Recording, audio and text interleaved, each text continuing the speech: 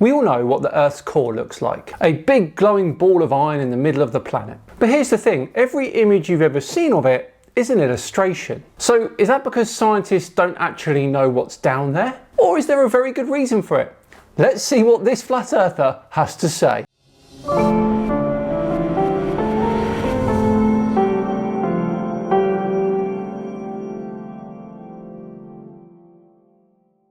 Hello all and welcome along to another episode of Flat Earth Friday with me, Simon Dan. Thanks very much for joining me. Before we begin with today's video though, I was reading earlier how SpaceX's Starship Test Flight 13 was aborted before liftoff, and I was reading that story on Ground News, which was actually founded by a former NASA engineer called Harleen Kaur, who worked on the James Webb Space Telescope. Now, Ground News combines stories and articles from thousands of outlets, local and national, in one place, so readers can see the full picture of what's being reported around the world. As you can see here, Ground News shows you if there's any political leanings for each publication. And in this instance, with the SpaceX story, we can see that it's mainly centre-driven, with 216 total news sources. Now, for every story, you get a quick visual breakdown of the news outlet covering it, what their political bias is, how factual the source is, which entity owns the source, and which countries are covering the story. Now, Ground News is also gaining notoriety for its work. They were recently recognised by the Nobel Peace Centre for their impact on media literacy, saying it's an excellent way to stay informed, avoid echo chambers and expand your worldview, which is exactly why we use Ground News too. You can see every side to every story with access to international perspectives that are hard to find, so then you can make informed decisions where you can read, watch and share the best information available. And Ground News is mission centric. It's not about eliminating bias but providing better transparency. And they're funded by their community, not by big ads or investors. So go to ground.news/Simon to stay fully informed on breaking news and compare media coverage. Subscribe through my link in the description for 40% off unlimited access if you support the mission and find it as useful as I do. Right then, on with today's video, which you'll be delighted to hear comes from CC, Chris from New York, Westchester County. He's got a bee in his bonnet over the illustrations of the inside of planet Earth. Take it away, CC. You know, there's a lot of things I haven't seen before. And there's a lot of things that scientists have never seen before either. But yet we're produced diagrams, illustrations. That's what they call them. They call them illustrations. You'll see the little fine line on the bottom, you know. You'll see it says this is just an illustration. But the problem is with these illustrations, and they never call them photographs, they're using these illustrations to show our kids what and how it actually exists. Okay. Now, CC is absolutely right about one thing here. They're illustrations, not photographs. And scientists have never claimed otherwise. In fact, they're usually labelled as illustrations. But an illustration isn't just a wild guess because it's not a photo. We use illustrations to represent things we can't always see directly. The key question is whether they're based on evidence. The fact that we have illustrations isn't evidence of deception. It's simply an honest way of visualising something that we've measured indirectly rather than photographed directly. Let me give you an example. This is just an example, okay? Hearsay example. We're told that there are many layers of Earth, but yet everything that I've seen, all the diagrams and illustrations that I have seen are fake. They're not real. Someone drew them. Or a computer made them. Who knows? Nowadays, you could put a Picasso and probably pass it off as a real Picasso. Okay, all right. Anyway. My point is, they have diagrams of the Earth. Well, yes, that's what an illustration is. Nobody is claiming that these cross-sections are literal photos of the inside of Earth. They're educational diagrams to show what the evidence suggests is there. And that's an important distinction. An illustration can be completely accurate, completely inaccurate, or somewhere in between. Whether it was drawn by a person or generated by a computer tells you absolutely nothing about whether the science behind it is correct. Okay, this is the one thing I cannot believe people will at least look at and listen. Okay, just listen, because this is the tip of the iceberg. Don't you see this? The tip of an iceberg. Just this one little thing. But people won't listen. Okay? They don't care. They don't look. They don't want to know the truth. I'm convinced now. I think that's what it is. I just think they just don't want to be bothered with the truth, and they just want to get on with their lives and do nothing and not say anything. One thing, layers of Earth, all the way down to the core. Beautifully depicted. Beautiful pictures, aren't they? We've only dug down 8 miles. 8 miles. Okay, that's it. Just because we haven't physically reached the core doesn't mean we don't know anything about it. We can't travel to the centre of the sun either, yet we know an enormous amount of what's happening inside it, and that's 93 million miles away. The same is true for stars, black holes, and even distant planets. Science doesn't rely solely on direct observation. It combines measurements, experiments, and models to understand things we can't physically visit. So yes, we've only drilled down about 8 miles. That is true, but that fact alone doesn't mean that every illustration of the inside of Earth is made up. It just means we had to use other methods to figure out what lies beneath our feet. That's it. Oh, and we also have beautiful pictures of the core of Mars too, right? And how do we dig down? I know how it was. Come here. Listen. This is how they did it. One of the Land Rovers that they landed up there, it's nowhere. It's nothing up there except, some sort of shielding or something. Who knows? I mean, who knows what's up there? But anyway, it's just a hypothetical situation.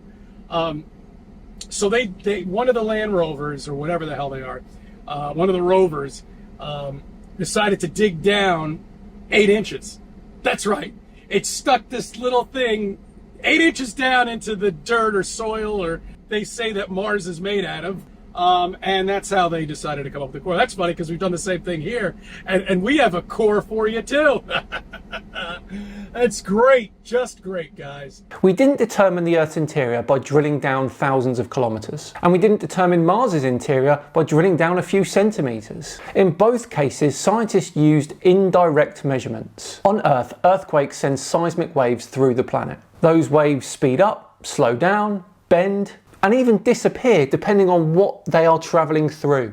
And that gives us a remarkably detailed picture of the layers inside Earth. Now, Mars doesn't have earthquakes on the same scale, but NASA's InSight lander carried on board an incredibly sensitive seismometer. And that has detected hundreds of Marsquakes. By analysing how these seismic waves travelled through the planet, scientists were able to estimate the size and composition of Mars's core. Unbelievable how people just can't just look at that one little thing and say to themselves, well, wait a minute, how do they know all of this? And why? What are they teaching volcanologists? How do you get a degree in volcanism? What do you do in order to get this degree to become a volcanologist? Most volcanologists don't even have a degree called volcanology. They usually earn a degree in geology or earth sciences and then specialise through postgraduate research. They spend years studying things like seismic waves, volcanic rocks, magma chemistry, heat flow and geophysics. All of that to understand what's happening beneath our feet. That right there is where our knowledge comes from. Is there actually a volcano? There has to be. There's got to be somebody who's studying these volcanoes, right? Don't they know? Don't they know all these layers are fake? When they dug down every single layer they dug down, they thought it was this, they thought it was that, and they were wrong every time. Then they got to the barrier. Okay? Which is quite interesting because I don't know how many years they spent doing that, trying to get through that one little thing. It wasn't even our country that did it. But I think I heard somewhere about a month or two ago that we're going to try it again. Good. And you know what? This is exactly what they say about every disease out there. They bring it up, they put it out there, and then people forget about it because they got a mind of the gerbil. That's it. They don't care. That's all they needed to hear it. They needed to hear it from the media. Okay. The deepest borehole wasn't abandoned because scientists thought we hit some sort of barrier. It was stopped because temperatures reached in excess of 180 degrees C, far hotter than expected, which caused the rock to behave more like plastic than solid rock and caused the drilling equipment to fail. None of that overturned our understanding of Earth's interior. In fact, the seismic evidence which tells us about the mantle and core is completely independent of how deep we've managed to drill. So the deepest borehole was not a failed attempt to to reach the core. It was a scientific project that taught us a huge amount about the Earth's crust, even though it got nowhere near the centre of the planet. All right, so pictures. That's all they give us for all the layers of Earth. Okay, once again. And this is what they're teaching our kids. Doesn't bother anybody about that. Space. Fake pictures. No. Illustrations. Sorry, I slipped up there. Okay, it's illustrations. That's all it is. Illustrations. Yes, that's right. That's what they are. All of them. Every single one of them. It's a cartoon book. A college book now is a cartoon book, especially when it comes down to astronomy. And anything science-wise. They are teaching you nothing in college. They are teaching you a thing. They're teaching you how to obey. They're indoctrinating you. And that's how it's always been. Again, the purpose of an illustration is not to replace evidence. It's to help you understand the evidence. The illustration is simply the picture that helps explain it. So dismissing an idea because it's got an illustration attached to it isn't skepticism. It's confusing the way information is presented with the evidence that supports it. It's just, took me a while to figure it out as a flat earther, just as it took me a while to figure out that the Earth is flat. It's stationary. It's not moving. It's not going anywhere. There is no space. It doesn't exist. Okay? I mean, radiation belt? You're telling me that you're sending astronauts who are very important military people, by the way, okay, through this radiation belt that goes on for 40, 50 miles, okay? They have families. They're afraid to die. No, I guess they're not. They're very brave, right? So they come through this radiation belt, highly poisonous. The only thing that can protect you from it, as far as I know, is gold. Shielding, like a thick lead shielding that weighs God knows how much, you know? And water, all of which we can't get that into space. It's too heavy. Things have to be very light here, okay? Different types of radiation require different types of shielding. Lead is excellent for blocking X-rays and gamma rays here on Earth. But in space, it's not always the best choice. In fact, when high-energy cosmic particles hit heavy metals like lead, they can create secondary radiation, making the problem worse. That's one reason why spacecraft are largely built from lightweight materials like aluminium, with the water, the fuel and the equipment positioned to provide additional shielding where it's most useful. It's about reducing exposure, not eliminating it entirely. That's exactly how radiation protection works in many areas of science and medicine. Nobody claims that shielding makes radiation disappear completely. The goal is to keep the dose low enough to allow the risk to remain acceptable. Back and forth through the radiation belt. Not a single astronaut dies of cancer. Not one.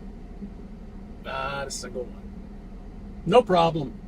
Yet there are people here who don't even smoke who get lung cancer. It doesn't make any sense, right? It's all right. It's all right. It's fine. It's fine. You know, I mean... First, it's simply not true that astronauts have never developed cancer. Some have. They're human, just like you and me. But more importantly, cancer risk is not determined by a single factor. It depends on age, genetics, lifestyle, environmental exposures, and yes, sometimes radiation doses. The radiation that Apollo astronauts received was measurable, but relatively low because they passed through the Van Allen belts quickly, and the missions only lasted around a week to 10 days. That doesn't mean the risk was zero, it means the additional risk was small. And comparing astronauts to random members of the public that develop lung cancer is not a meaningful comparison, CC. Astronauts are among the most healthiest and medically screened people on the planet. If you're trying to determine whether space radiation increases cancer risk, you have to compare them with people of similar age, health and lifestyle, not the entire population. And that's where we're going to wrap up this video today and leave CC in his car or van or wherever he is pondering on these things. So please do let me know in the comments below what you thought of today's video. As I say, we're all done and dusted for another Flat Earth Friday. Thanks so much as ever for watching. If you enjoyed it, please do consider subscribing to the channel, hitting the thumbs up button too. Just enough time to once again thank Ground News for sponsoring today's video. Remember, go to ground.news/Simon to stay fully informed on breaking news and compare media coverage. All you got to do is click the link in the description to get 40% off unlimited access if you support the mission and find it as useful as I do. I've been Simon Dan. Have yourselves a great day and I'll see you tomorrow for another Saturday session. See you then.